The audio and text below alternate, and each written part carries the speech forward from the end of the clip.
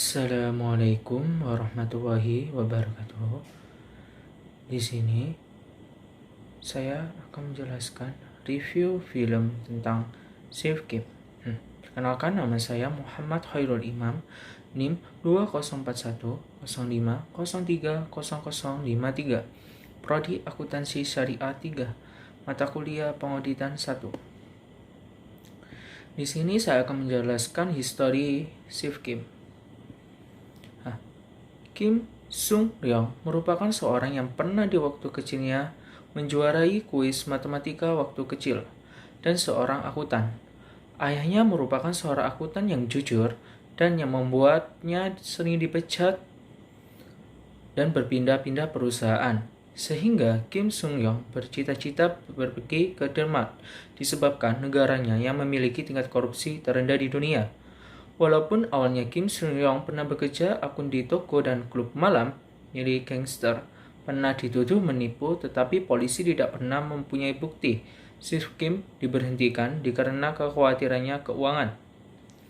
Dan selanjutnya yaitu, kemudian ada sebuah informasi tentang pembukaan lowongan pekerjaan dari sekretariat yang bernama Kwangso yang diperankan oleh Lim Hwa-young. Pekerjaan ini sebuah perusahaan besar bernama TK Group. Safe Kim melakukan pelamaran pekerjaan dengan berharap diterima di perusahaan sehingga bisa mewujudkan cita-citanya. Dari pendaftaran tersebut, Safe diterima dan menjadi boneka dari tujuan mereka, dan pekerjaan yang diterima sebagai kepala divisi operasional. Nah, di sini pemeran film, yaitu pemeran utamanya yaitu Nam Gong-min berperan sebagai Kim Sung-ryong, Kim Kan-hong berperan sebagai Kim Sung-ryong kecil, Nam Sang-mi berperan sebagai Yoon Han-kyung, Lee Jun-ho berperan sebagai Soo-yeol, Chung Hee-sun berperan sebagai Hong Kan-un. Pemeran pendukung yaitu Kim Won-ham berperan sebagai Chu Nam-ho, Kim Kang-hyun berperan sebagai Lee Jan-jun, dan lain sebagainya. Selanjutnya yaitu tentang permasalahan penipuan akuntansi. Nah, di sini pengendalian perusahaan dibedakan menjadi pengendalian internal dan pengendalian eksternal. Yaitu pengendalian internal, yang pertama yaitu manajemen strategi perusahaan. Visi, menjadikan perusahaan yang nomor satu di negaranya. Misi, menciptakan suasana bekerja dengan baik antara satu karyawan dengan karyawannya lain. Berikutnya yaitu memiliki kualitas sumber daya manusia yang jujur dan profesional. Memberikan pelayanan dengan baik dengan pelanggan. Memastikan kualitas produk yang berdasarkan kualitas perusahaan. Mampu berperan aktif dalam berdiskusi pada meeting maupun tanggung jawab masing-masing bidang. Dan memiliki hak yang sesuai dengan pekerjaan. Yang kedua yaitu pengendalian perusahaan. Tidak menjalankan surat operasi perusahaan yang sesuai dengan perusahaan. Episode ketiga, yaitu yang dilanggar oleh Tai yang tidak berbicara di saat ada manajer Su dan seorang mitra perusahaan, sehingga Tai meminta maaf pada kejadian tersebut. Selanjutnya yaitu penilaian risiko. Tidak memiliki penilaian yang benar pada perusahaan tinggi, sehingga banyak front perusahaan yang tidak terkendali.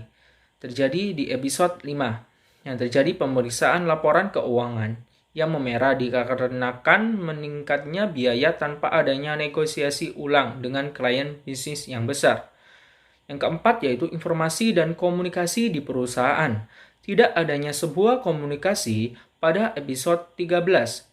Di sini Direktur Su yang tidak hadir dalam rapat dikarenakan sakit sehingga menimbulkan kemarahan kepala divisi, menyebabkan penurunan kepercayaan kepada direktur. Yang kelima yaitu pelindungan hukum. Pihak perusahaan malah melakukan penjara pada pihak yang menuntut hak dan kewajiban.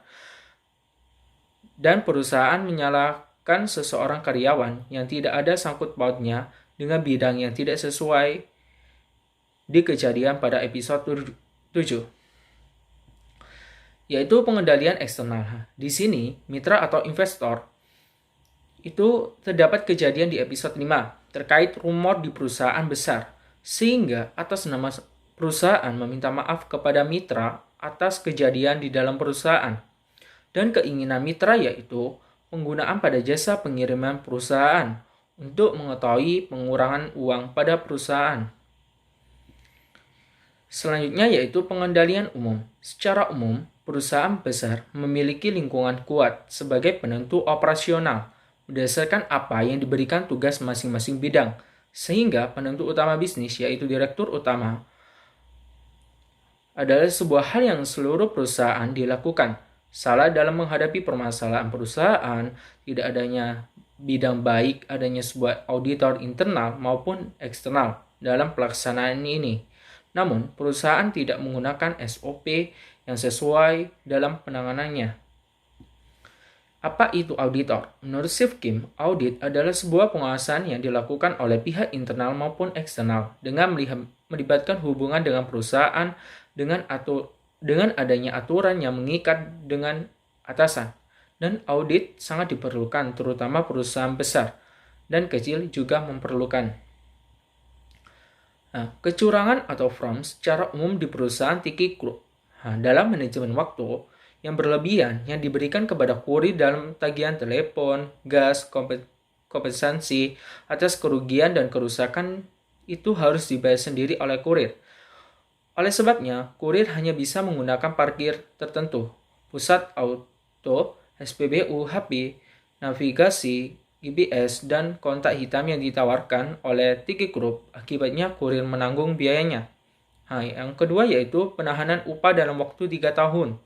Sebanyak 8.285 karyawan, cabang atau mitra, dan 16.850 kerja paruh waktu dengan biaya yang belum dibayar sebanyak 13,9 juta dolar. Oleh sebab itu, 3.400 karyawan dipecat dan pimpinan dipenjara dengan tidak adanya keadilan. Yang ketiga yaitu menyuap kepala persatuan buruh agar tidak berdemo dengan memberikan uang sebesar 300 ribu won. Dan yang keempat yaitu nominal yang memerah pada tahun 2013 disebabkan dalam mempertahankan biaya daripada negosiasi yang dilakukan oleh klien bisnis yang besar.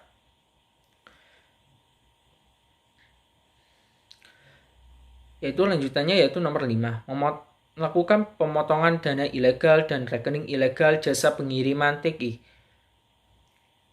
Group, sehingga keuntungan TK Grocery bisa masuk ke TK Cosmetic, terjadinya sebuah perputaran uang. Di sini yang selanjutnya yaitu nomor 6, kecurangan TK Group, yaitu pemaksaan, penipuan pada pembukaan keuangan, paper company, and real estate, dana secara ilegal, penganggaran sistem rekening dana ilegal, penanggaran sistem rekening, dan penggelapan pajak, percobaan pembunuhan, memenjarakan dan menganiaya, pemalsuan dokumen, penyalahgunaan data, melanggar hukum valuta asing, pemerasan, dan lain sebagainya. Dan yang ketujuh adalah TK Group tidak bekerja sama dengan operasi swasta, sehingga mereka berencana mengurangi karyawan yang berusia 50 tahun. Berikutnya yaitu yang ketujuh, ketidakadilan dalam pelanggaran pegawai yang dilakukan oleh Sung Ryong dikarenakan dahulu pegawai yang bekerja dengan alasan tidak adanya bukti yang ditemukan kemudian hari. Dan si Sung Ryong dibuktikan tidak bersalah dan dibebaskan. Jumlah lapor yang ke-8 yaitu jumlah laporan dalam perkiraan terjadi 3 tahun yaitu 2/3 laporan dari 14 toko dan layanan sebagai pengguna 10.000 karyawan dengan nominal 12 juta dolar. Yang ke-9 yaitu penemuan fil yang palsu yang terkait dengan penemuan struk palsu dan pembukaan palsu. Yang ke-10 yaitu penggunaan sekuritas jangka pendek yang berlebihan dan lain sebagainya. Berikutnya yaitu kecurangan yang dilakukan oleh CEO perusahaan bernama Pak Kyung. Yang pertama yaitu merubah nama samaran menjadi Janet Lee dengan tujuan untuk uang yang ada di Taiwan terhubung dengan semua cabang perusahaan. Berikutnya yaitu memberikan perintah kepada bawahannya untuk memaksa memanipulasi laporan keuangan dengan tujuan memperoleh keuntungan tambahan. dari perbedaan pendapatan dan pajak. Selanjutnya yaitu menyalahgunakan otoritas pada strategi perusahaan dengan menguntungkan pihak CFO dan top manager. Selanjutnya yaitu sewenang-wenang dalam memutuskan terkait dengan laporan keuangan. Selanjutnya yaitu memanipulasi sebuah laporan agar terlihat sesuai dengan surat operasional perusahaan, dan lain sebagainya. Berikutnya yaitu kecurangan oleh anak direktur yang bernama Park Myung-suk sebagai Chief Finance Officer, yaitu berlaku sewenang atas pemberian kekuasaan yang dimiliki dengan mengeluarkan uang yang transparan, dan sebagai penggantinya dengan memisahkan pengeluaran sehingga perusahaan mengalami defisit. Di sini saya mengambil kesimpulan dari film Shift Kim bahwa perusahaan harus meneliti dari kegiatan dengan memperhatikan keperilakuan di dalam menjalankan SOP perusahaan, sehingga tidak ada pihak yang dirugikan antara pegawai yang jujur dengan pegawai tidak jujur. Namun, pihak kepolisian terlibat ini ada sebuah investigasi dan adanya sebuah kebenaran. Namun, masih ada perusahaan melakukan hal tersebut. Dan walaupun keadaan apapun, kita terus melakukan jujur meskipun keadaan kita masih terhimpit. Terima kasih. Wassalamualaikum warahmatullahi wabarakatuh.